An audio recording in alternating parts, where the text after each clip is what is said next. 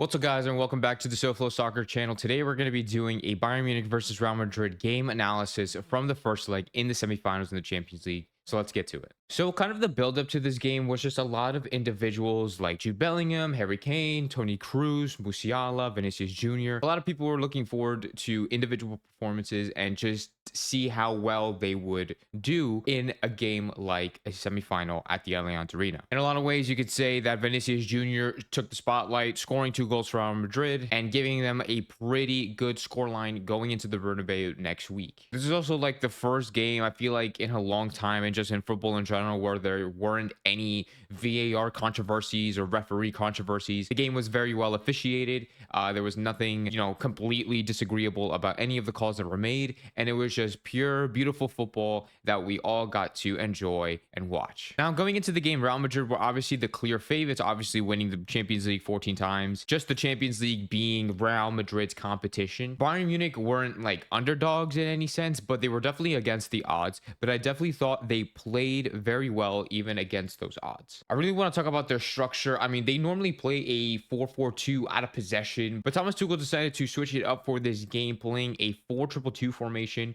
where you could see here in this image, obviously you have the standard back four, and then in the midfield you have Konrad Laimer with Leon Goretzka, who sat behind Leroy Sané and Kamal Musiala as like very narrow midfield. There's like narrow tens in a sense, with Harry Kane and Thomas Muller being the 2 strikers up top. Leroy Sané has predominantly played on the right hand side for Thomas Tuchel this season, being left-footed, having a lot of versatility. He's able to play on both sides of the pitch, and in this game it just meant that Sané playing on the left hand side gave the possibility of Musiala playing on the right, with both forwards being on their predominant foot on their respective flank. And like I said before, they did play pretty narrowly, allowing the fullbacks to play high and even at times like really smother Real Madrid's defense, having 6 up top. And this tactical approach was rather successful, especially within the first 20 to 30 minutes of the match, where Bayern Munich were getting a lot of shots off. They had a lot of touches in the final third and really, like I said, suffocating Real Madrid's defense. Musiala and Muller, pretty much the entire game was a joy to watch. Like their chemistry together, them playing with each other, finding each other in tight spaces and within lanes, was just very cool to see. While on the other side of the pitch with Harry Kane and Sané, where Harry Kane would drop into the space in the midfield and try to exploit Sané's pace to get in behind the defenders. But yeah, regardless of them, or what I believe were dominant in that first half, they got a kick to the gut and Vinicius Jr. scored first for Real Madrid. Vinicius Jr. did very well exploiting the defense for Bayern Munich, kind of dropping in, baiting the defender, and then exploding out. Nobody was catching up to him, and then finished it, making it 1-0. A beautiful pass from Toni Kroos. Honestly, I'm a sucker for just great passing ability, great vision, high intelligence,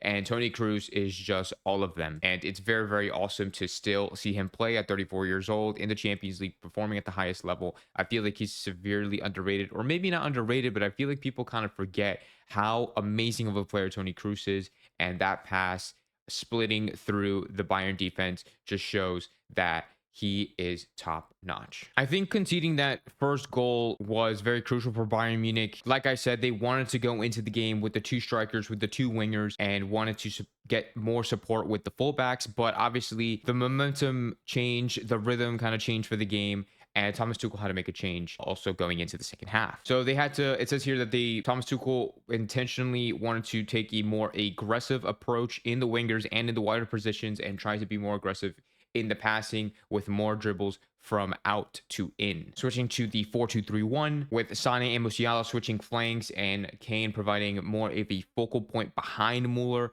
who was frequently enticing the Madrid center backs into following into deeper positions in wide areas. And obviously that tactical change worked, because switching to the inverted wingers immediately took effect with Bayern's equalizer. In around the 50th minute, Lamer's pass saw Sané out wide, Thomas Muller letting it go, having the intelligence to let it go because he knew the ball was going to Sané. But yeah, after Sané received the ball, he cut in. Kimmich was making an overlap, as you could see in the image, and then just absolutely rifles it near post, equalizing for Bayern Munich. And I don't know if other people viewed this as a very simple goal. I thought this was an absolute rocket near post. Literally, I don't even think a hair was able to fit in the gap between Lunin and that post. On the other side, on the left-hand side of the field, I thought Musiala was able to take more effect, cutting in onto his stronger foot from the left flank, and he had 7 take-ons, which was as many as the rest of his teammates combined. But particularly in the second half, we saw him really give it to Lucas Vazquez, who honestly, I think Lucas Vazquez is a very also underrated player, underlooked player for Real Madrid. Him still playing for the club after all these years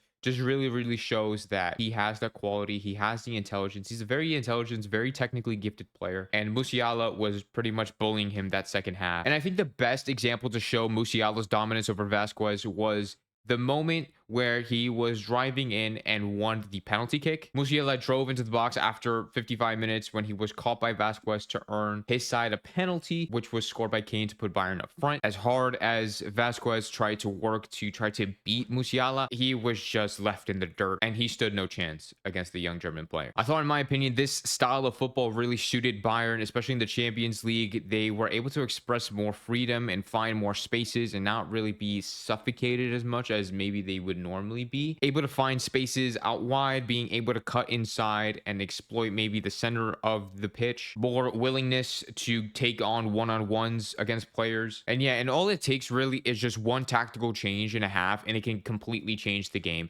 And in that case, from the first half to the second half, it was definitely a beneficial change from Thomas Tuchel, so we have to give him a lot of props for that. Conceding that late penalty, though, from Kim, honestly, was a huge throwaway. I mean, yeah, I understand why Kim had to do that. The attacker was pretty much getting away from him, but just grabbing him like that in the box is always going to be dangerous, and it's always going to lead to a penalty. I mean, was it necessary? Maybe. I mean, especially at that top level, when you let the attacker go in that specific situation, it's probably going to lead to a goal, but you would have to either trust on your goalkeeper to make that save or honestly just mark better. It was very unfortunate that Bayern didn't get a win or just a better result from this game. I think this was probably the best chance that they had of actually going through to the finals. Obviously, Real Madrid being the favorite and them always completely dominating and finding a way to get a result in the Champions League, no matter what situation they're in. So we'll see. I mean, in my opinion, Real Madrid are going to go through. As much as I don't want them to, I would much rather prefer Bayern Munich to be in the final, and even Dortmund on the other end to be in the final as well. I think an all-German final would be a lot more entertaining than a Real Madrid versus PSG and potentially Real Madrid winning their 15th Champions League. But you guys let me know what you think. Do you think Real Madrid is going to still be the kings of the Champions League, head to the final, and possibly even win the whole thing? Or do you think Bayern still have a chance going in this, even in the second leg being at the Bernabeu? Do you think that Bayern Munich could still get a result at Madrid? Let me know in the comments down below. In the second half, we'll talk about Madrid a little bit. I thought Madrid played very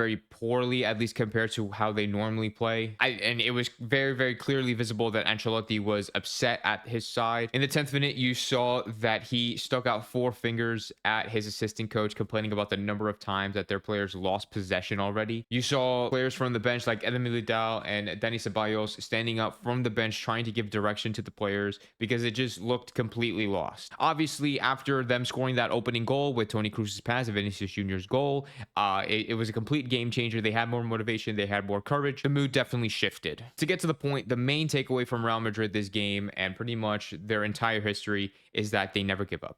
They have never given up. They didn't give up last night, and they will never ever give up, especially in the Champions League. They had a lot of fan support, like about 4,000 fans traveled to the Allianz Arena to show their support, chanting "Hasta el final, vamos Madrid," which was very inspirational. And despite, ghosting performances from Jude Bellingham, Vinicius Jr. was just able to kind of carry the attack. And obviously, Vinicius Jr. fed Rodrigo a ball, winning a penalty, getting the equalizer, and getting a brace for Los Blancos. And to wrap it up for Madrid, they were definitely off their night, but the fact that they never gave up made them walk away with a 2-2 draw, which is honestly an amazing result for Real Madrid going into the Bernabeu next week. And I think they're going to be very pleased with that 2-2 result, because they know for a fact they didn't play well, and they know that they're going to have that home advantage at the Bernabeu in Madrid, and Bayern Munich are definitely walking away with an L. I think a 2-1 win would have been slightly better. For Real Madrid to not perform at home is very difficult, right? I know we've seen it done before, especially with Manchester City,